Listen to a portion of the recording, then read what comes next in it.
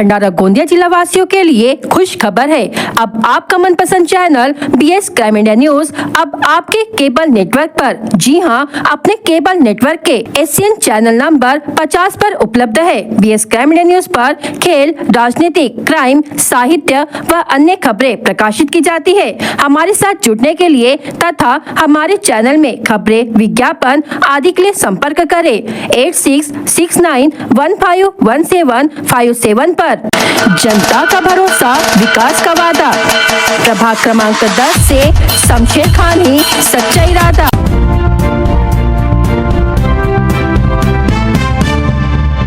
भंडारा शहर के राजीव गांधी चौक से नागपुर नाका तक का रोड इन दिनों लोगों की जान के लिए खतरा बन चुका है। रोड लंबे समय से अधूरा पड़ा है, जिस कारण जगह जगह गिट्टी, धूल, खुले गड्ढे और असमतल सतह के कारण प्रतिदिन हादसे हो रहे हैं। तेज रफ्तार में जाने वाले रेती और गिट्टी से भरे भारी वाहन दुर्घटना का प्रमुख कारण बन रहे हैं। पिछले कुछ दिनों में यहाँ 2 बड़े हादसे हो चुके हैं। पहला हादसा गौरव पटेल के साथ हुआ है, जिनकी गाड़ी फिसलने से उन्हें गंभीर चोटें आई और वे कोमा में चले गए। उनके उपचार पर लाखों रुपए खर्च हुए हैं। दूसरी घटना में आबिद सिद्दीकी की बाइक गिट्टी पर फिसल गई, जिससे उनके पैर की हड्डी फ्रैक्चर हो गई। डॉक्टरों ने उन्हें 4 महीने का आराम सुझाया है। स्थानीय नागरिकों का कहना है कि अधूरा रोड, बिना समतल की गई गिट्टी, दिन रात दौड़ते भारी वाहन, इन तीनों कारणों ने सड़क को हादसा जोन बना दिया है। नागरिकों ने मांग की है कि रोड का अधूरा काम तुरंत पूरा किया जाए। रोड पर पड़ी गिट्टी और कचरा जल्द से जल्द हटाया जाए। गड्ढों को भरकर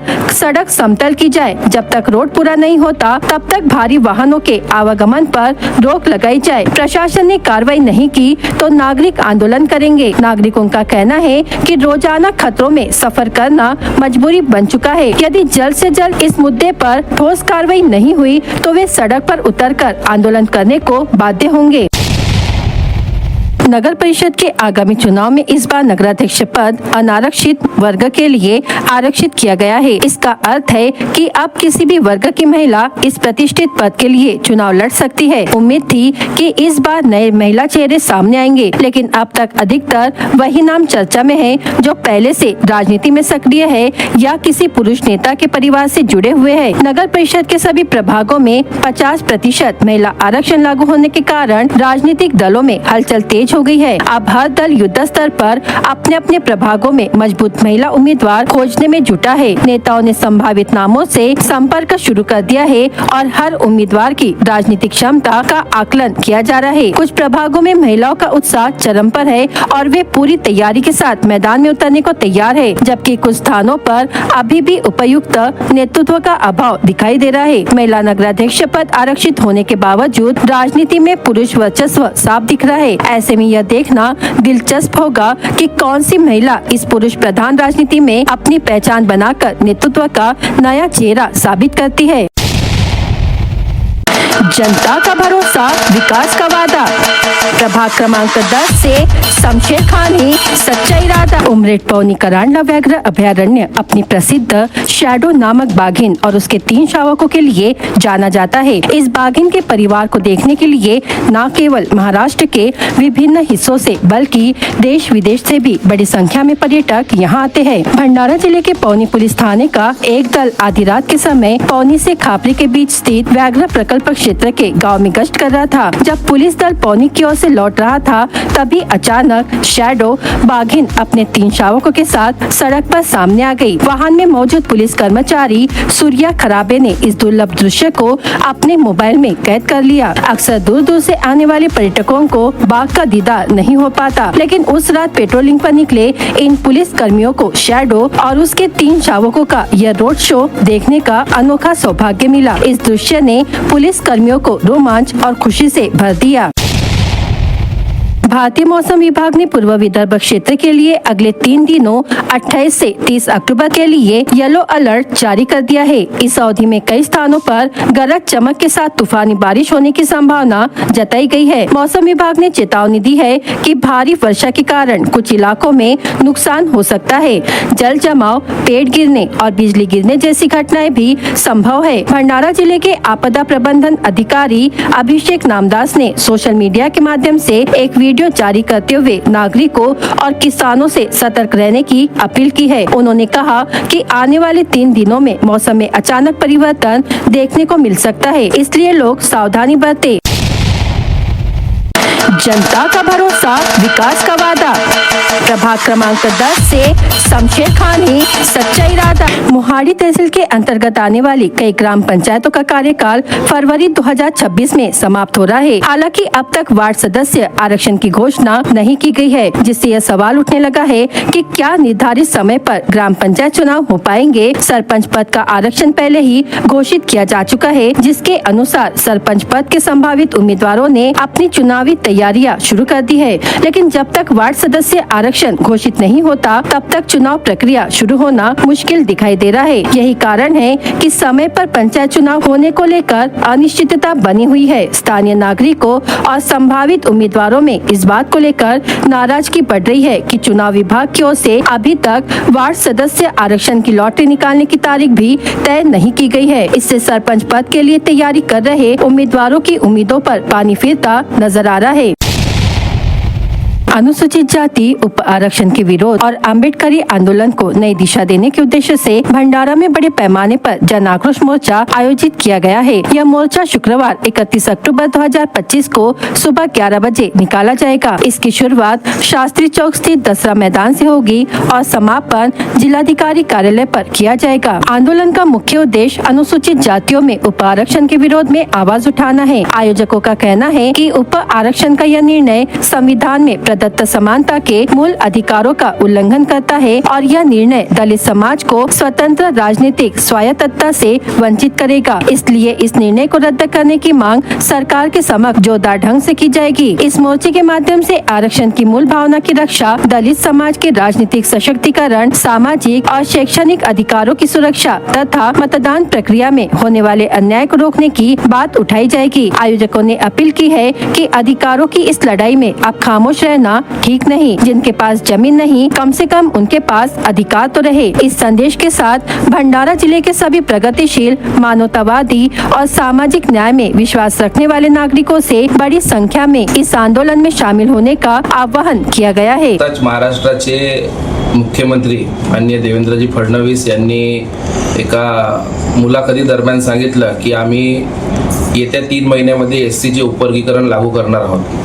या महाराष्ट्र राज्याच्या निर्णयाच्या विरोधामध्ये 31 ऑक्टोबर 2025 रोजी भंडारा येथे संपूर्ण आंबेडकरवादी समाजाच्या नेतृत्वामध्ये भव्य आक्रोश मोर्चाचे आयोजन करण्यात आले आहे। हा मोर्चा शास्त्री चौक वरून सुरुवात होईल व जिल्हाधिकारी कार्यालयावर हा मोर्चा धडकणार आहे। या मोर्चाची प्रमुख मागणी अशी आहे की तोडो फोडो राज करो आणि त्यातूनच आरक्षण संपविण्याचा हा डाव असल्यामुळे ज्या समितीला उपवर्गीकरण करण्याचे कार्य दिलेले आहेत ती समिती तात्काळ रद्द करावी हा प्रमुख मुद्दा घेऊन आम्ही हा मोर्चाचे आयोजन केलेले आहे। त्याचबरोबर समाजामध्ये तेढ निर्माण करण्यासाठी उपवर्गीकरण न करता त्याच समाजामध्ये शिक्षणाचे महत्त्व निर्माण करण्यासाठी शासनाने धोरणात्मक पाऊल उचलले पाहिजेत। यासाठी सुद्धा हा मोर्चाचे आयोजन आहे। आपल्या या व्हिडिओच्या माध्यमातून, प्रेसच्या माध्यमातून भंडारा जिल्ह्यातील तमाम आंबेडकरवादी जनतेला तसेच आंबेडकरवादी सामाजिक संघटन, राजकीय पक्षांच्या कार्यकर्त्यांना, नेत्यांना नम्र आवाहन करत आहोत की 31 तारखेच्या या आंदोलनामध्ये आपण हजारोंच्या संख्येने उपस्थित राहा आणि या लढ्याला आपण बळकट करावं। धन्यवाद। 31 ऑक्टोबर 2025 रोजी अनुसूचित जाती उपवर्गीकरणाच्या विरोधामध्ये तमाम आंबेडकरवादी संघटनेमधील लोकांचा मोर्चा दसरा मैदानापासून तर त्रिमूर्ती चौक बाबासाहेबांच्या पुतळ्यापर्यंत हा मोर्चा आयोजित करण्यात आलेला आहे। आणि उपवर्गीकरणाच्या विरोधात याच्यापूर्वीही भंडाऱ्यामध्ये मोर्चा मोठ्या प्रचंड संख्येने निघालेला आहे। उपवर्गीकरण करणे म्हणजे काय की अनुसूचित जातीमध्ये ज्या जाती आहेत त्या जातीमध्ये भेदाभेद निर्माण करणं आहे असा आमचा या ठिकाणी आरोप आहे। कारण अनुसूचित जातीमध्ये बौद्धांची संख्या ही महाराष्ट्रामध्ये 8.5% आहे आणि 13% हे संपूर्ण रिझर्वेशन महाराष्ट्रामध्ये असताना या 4.5% दुसरे समाज कसे समाविष्ट होतील आणि बौद्ध समाजाला किती आरक्षण यामधून भेटणार आहे हे सरकारने आधी आपली भूमिका स्पष्ट करावी आणि त्यानंतरच आंबेडकरवादी चळवळीमधील जे साहित्यिक आहेत, जे नेते आहेत, त्यांच्याशी प्रथमतः महाराष्ट्र सरकारने माननीय देवेंद्र फडणवीसजींनी यावर चर्चा करावी. त्यामध्ये समाज कल्याण मंत्री माननीय संजयजी शिरसाट यांना देखील त्या ठिकाणी उपस्थित ठेवावं आणि आमच्या प्रश्नाची प्रथम त्यांनी उत्तरे द्यावी. महाराष्ट्रामध्ये हा कलह निर्माण करण्याचं काम सरकार जे करू इच्छिते त्याचा आंबेडकरवादी चळवळीचा फार मोठा रोष त्यांच्यावर आहे. हायलाईट करा. सामाजिक प्रश्न आहे, त्याच्यामुळं काय आहे की समाजामध्ये वादविवाद निर्माण होऊ शकतात, सरकारला याच्या अडचणी निर्माण होऊ शकतात आणि सरकारने या सर्व अडचणीच्या पहिले म्हणजे कोणत्याही विधानसभेमध्ये ठराव मांडण्याच्या पूर्वी समाजाच्या बुद्धिमंत लोकांसोबत, राजकीय नेत्यांसोबत आणि संपूर्ण जिल्ह्यामधून जे आंबेडकरवादी चळवळीत पुढाकार घेणारे लोक आहेत त्यांच्याशी एकदा चर्चा करावी ही आमची विनंती त्यांनी